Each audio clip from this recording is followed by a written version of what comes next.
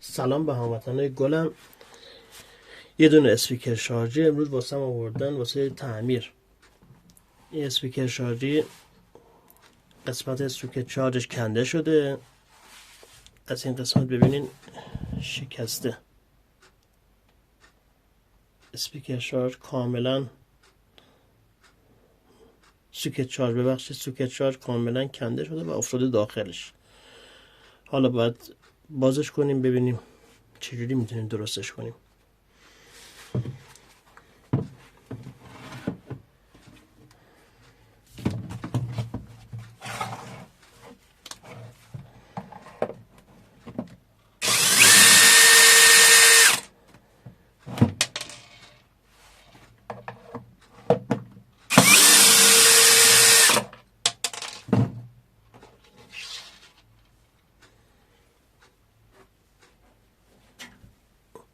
من همیشه یه آهنربا کنارم میذارم واسه اینکه پیچا گم نشه.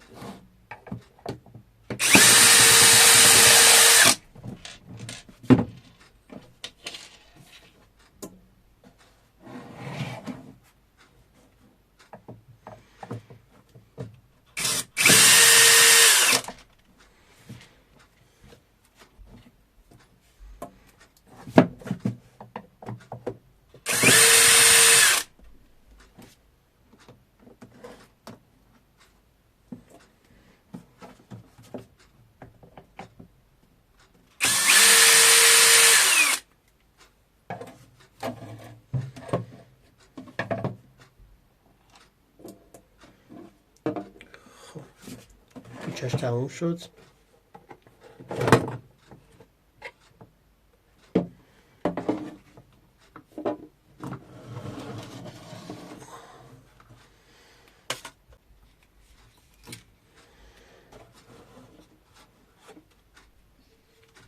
خود دستگاهش هستش که باید اینم بازش کنیم. متاسفانه این اسپیکر شارژی های چینی هیچی نداره. یه برد داره که هم پلیره هم آمپلیفایره، همه چی رو همون یه برده. اینم که سوکت شارژی که خدمتتون گفتم شکسته و افتاده داخلش. حالا ببینیم چجوری میتونیم اینو وصلش کنیم. اگه پایه هاش خراب نشده باشه براشون لحیم میکنیم، اگه هم خراب شده باشه که دیگه هیچی دیگه باید فکر دیگه واسش برداریم.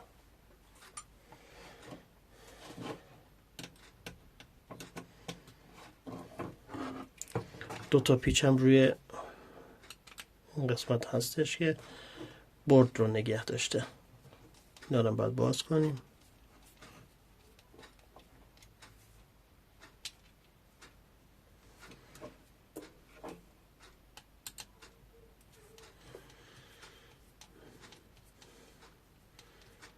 کلا این اسپیکر شارژی هر چقدر بانداش بزرگ باشه، دستگاهش بزرگ باشه و واتش هم بالا باشه، متاسفانه یه دونه باتری بیشتر واسش نمیذارن.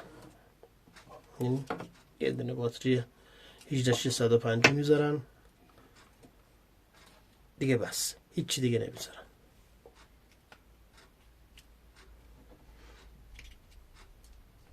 اینم از بردش.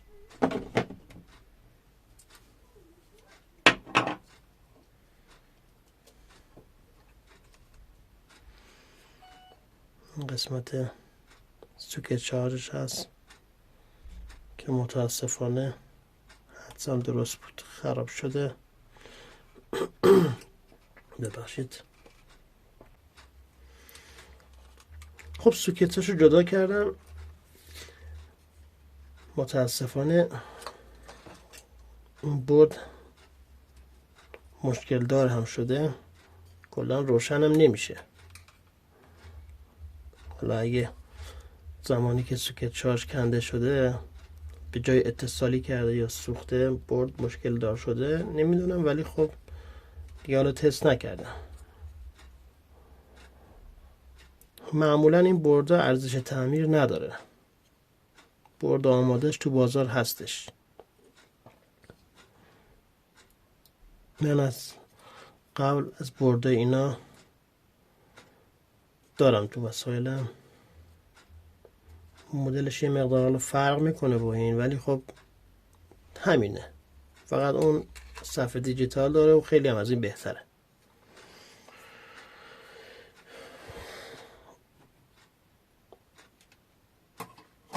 تقریبا با همین یکی هست، اون نمیزنه. ببینید فقط این صفحه دیجیتال داره، این یکی نداره. هنوز این بهتر هم هستش واسه مشتری. دقیقا سوکت 4 اینجا قرار میگرفت که مال این شکسته.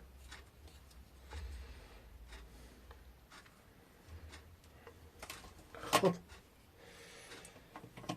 بریم واسه جایگزین کردن این برد، ببینیم خوب جواب میده روی این بلندگوهای این یا نه. ولی تستش میکنیم.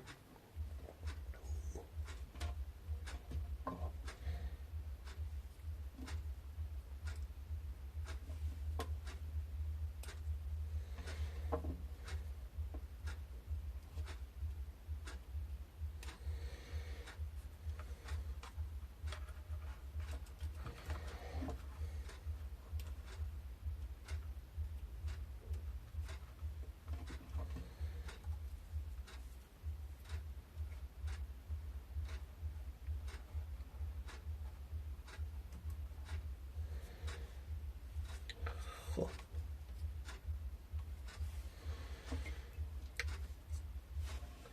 یه فلش بیارم واسش بذارم. فلش آوردیم واسش.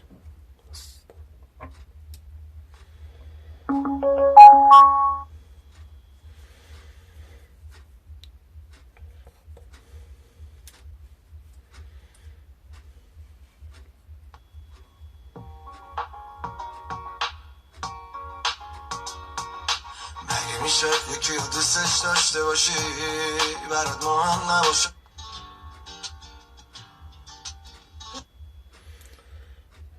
خب فکر میکنم خوب باشه تا همین حد که یوتیوب هم گیر نده برای کپی رایت.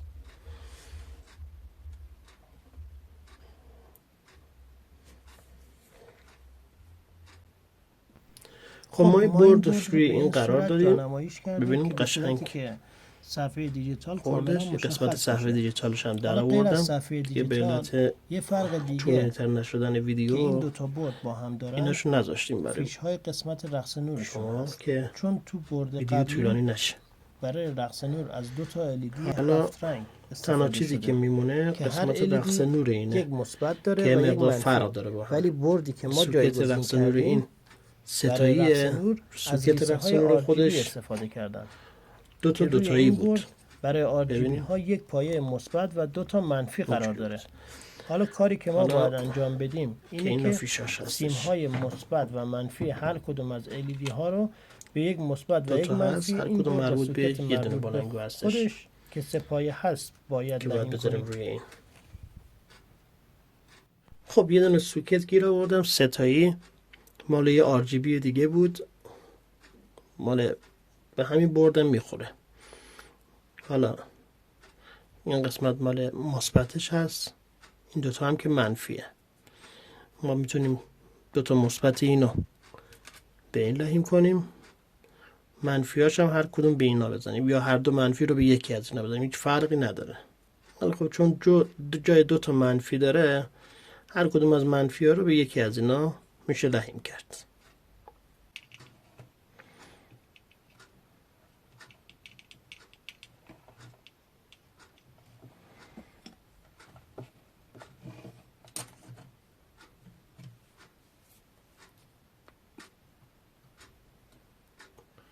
شارژ گوشی ما هم رو به اتمام هستش، واسه همین مجبورم هی استوب بزنم و ویدیو رو قطع کنم.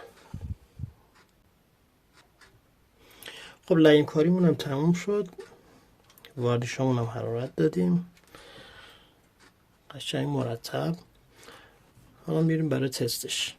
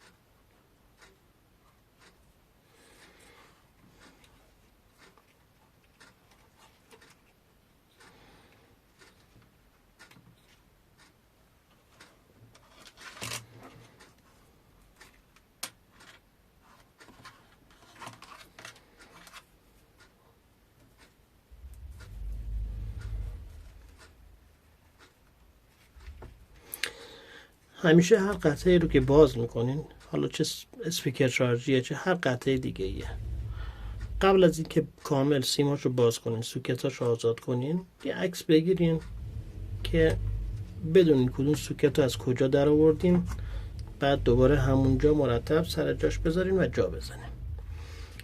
خب میریم واسه تستش. بله ببینید این رقص نورش هم قشنگ داره کار میکنه مثل روز اولش مرتب.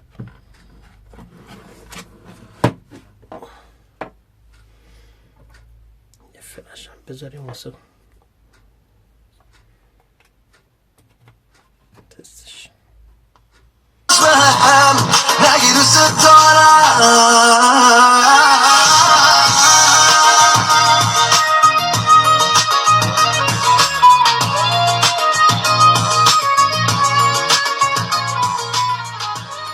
تستش